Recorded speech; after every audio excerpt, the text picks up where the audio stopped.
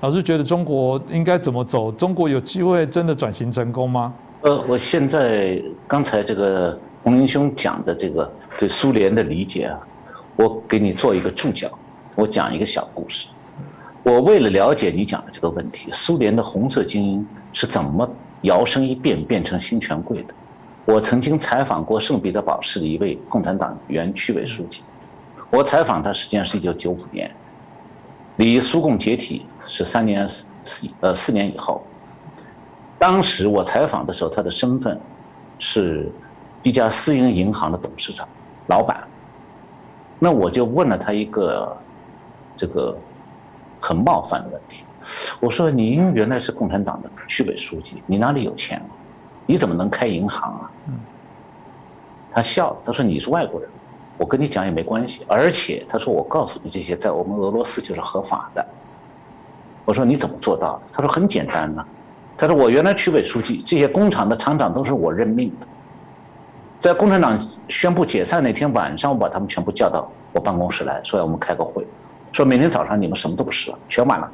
我书记当不成了，你们这些我任命的厂长也不算数，你们说你们到哪里去？就所有的厂长全部慌了，说那我们怎么办？书记让我给你们准备好一个办法，说我们成立一家私营银行。我都已经找律师写好文件了，只缺一件事。大家问什么事？这个区委书记说：“你们把你们工厂的这个公共企业的，因为国营企业嘛，那资金是公家的，把那个资金转到我私营银行账号转一下，算投资合股，然后我再给你转回去，算是银行对你的贷款。那么我的银行有钱了，你们工厂的大股东变成你了，所以这就完成了。”我说：“你不等于是用公款侵吞公款吗？”他说：“哎，你这个问题我们当时早想到。”他说：“我们全国的各个城市、各个省的这个议员，大家都动员他们，要求在国会提出来，我们俄国的金融法规规定这样做是合法的。”所以他说：“我现在特地讲给你听，你拿录音机在录，没关系，这是合法的。”这就是共产党国家红色精英摇身一变的法宝，他可以通过一切合法手段让他自己变成新的富翁。那么主持人问到说，中国的转型会不会很难？我觉得俄罗斯的前车之鉴，俄国模式的前车之鉴，实际上已经点出了中国转型的难。那么难在哪里？就习近平领导下这个中国政治走向，当然是这个拒绝政治转型这个背景之下，它还是那个苏联版的极权主义统治，而且比戈巴契夫时代还糟。但是我以前在节目里介绍过，由于中共实行了经济转型，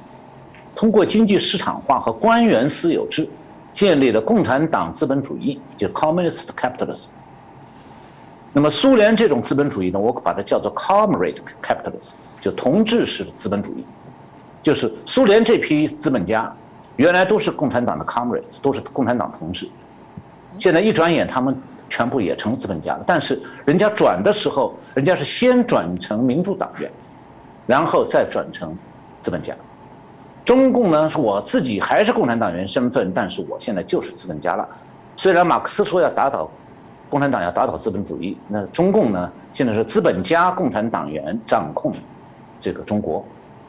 所以叫共产党资本主义。那么这种制度是用共产党控制之下的资本主义经济制度来支撑共产党的专制统治。那么未来中国会不会发生革命？从原来共产党国家的转型过程来看，大体上是有3种革命。中欧国家这种天鹅绒革命，刚才讲的中欧模式，中欧国家的天鹅绒革命，中共是不会允许的，他也更不可做。那么罗马尼亚的军队部分哗变和民众集体反抗，这是第2种革命，导致那个罗马尼亚的总书记齐奥塞斯库被哗变的军队枪毙，他逃跑了，然后又被抓到，然后枪毙。那么中共对军队和警察的严密控制，把这条路实际上堵死了。中共天天在放这个。那么剩下来的第3条逻辑上的第3种可能的革命，就是民众造反。但是在现代国家，造反是要武器的，现在不是冷兵器时代了，拿菜刀就可以革命的。现在你要拿机关枪，甚至要拿更先进的武器，民众没有手武器的，所以也就没有暴力反抗的能力，所以事实上也是不可能的。所以我觉得未来的中国啊，实际上是一种溃烂 ，decay， 英文是 decay D-E-C-A-Y。那么等到那个时候，当共产党维持不下去的时候，民间的反抗啊，或许会让这共产党内某些人、某些势力一起出来和他们合作，但是那是什么？那是俄国模式的重演，还是一个漫长不到头的过程。原因是，这个中欧模式的社会重建是很难在中国发生的，因此中国的未来不会是一个理想结局。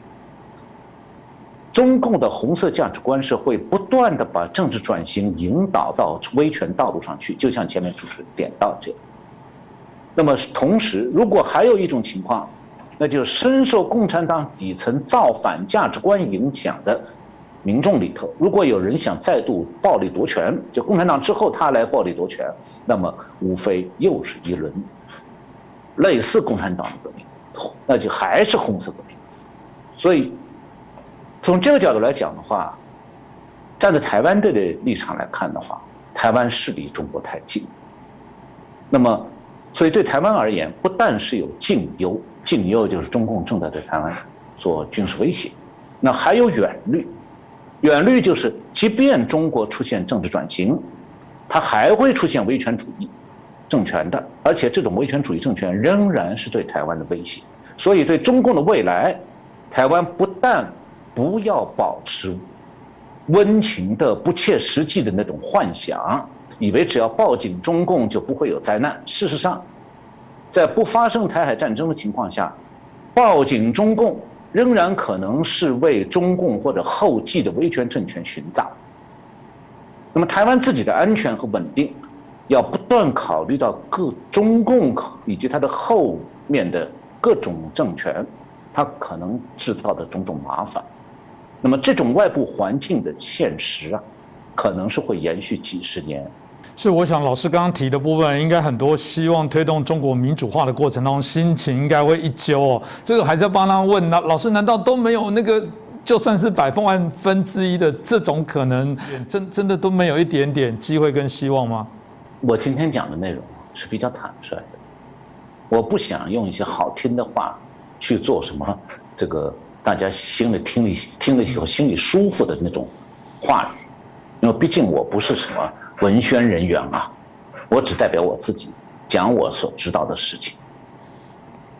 我的感觉是，今天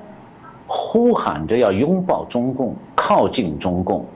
紧挨着中共的，其实他脑子里有不少就是我刚才讲的红色价值观，他在认同中共的价值观了。那么中共的价值观不仅仅是在普通老百姓、在共产党官员里头。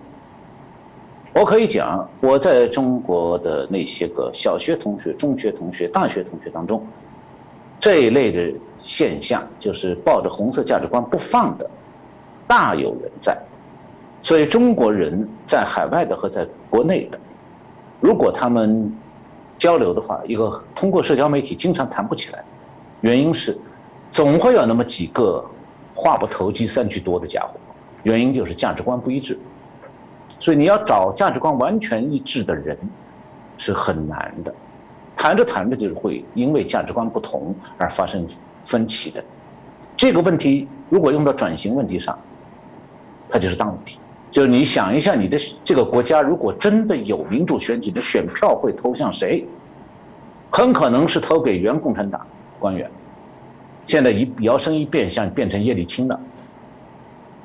就当年苏联的最早的民选总统，俄国的民选总统，这是一点。还有一点就是，我们不要轻看了中国这个国家的面积，国土大，本身是麻烦。这块那么大的国土，这个贫富差别那么大，他是硬靠一个强制的集权政府，用威权手段把资源全国调配，夺富地区的资源去养活贫穷地区的人，维持住那么个局面的。那么等到这个政权没有财源养不活了以后，这个大一个国家内乱是完全可能发生的，内战也是可能发生的。这个不是我们喜欢不喜欢的问题，也不是民主化能够解决的问题。民主化在内乱和内战面前是无能为力的。内乱的口号很容易一煽动就起来。我举一个例子，大家想没想过，今天中国31个省市，只有6个省市还能上交中央财政钱的，剩下20几个是要靠中央财政拿钱补的。如果哪一天这个中央政府失灵了，说是他没能力补钱了，那么就是说有20几个省马上就活不下去，也就意味着那个地方的人除了抢钱以外没有别的活路。那么抢钱是个什么概念？按共产党的教导，那就是造反，就是革命。没有人会认为说我活不下去，我去抢那富裕地区的钱是什么违反社会公义、违反社会公德，因为共产党告诉他们，没钱就要造反，造反才有钱，革命才有钱。所以从这个角度来讲的话，其实中国这块土地，我自己以前在和内子核心联系在台湾出的那本书《溃而不崩》，中国溃而不崩那本书里，最后结尾我们点了一下，没敢多讲，原因我们只提到是希望说中国能够分区而治，分区而治能治好了，中国就不至于内乱，然后最后它没有中央政府情况下，哪怕变成200个国家，也许它还能活下来，否则他们自己会打死的。而且你不要忘了，他们都各个地方内战的时候手里都有核武器啊。那这方面，我觉得台湾很多年轻人早就忘了。有一本书以前是在香港出版，叫《黄祸》，我不知道台湾现在还能不能找到。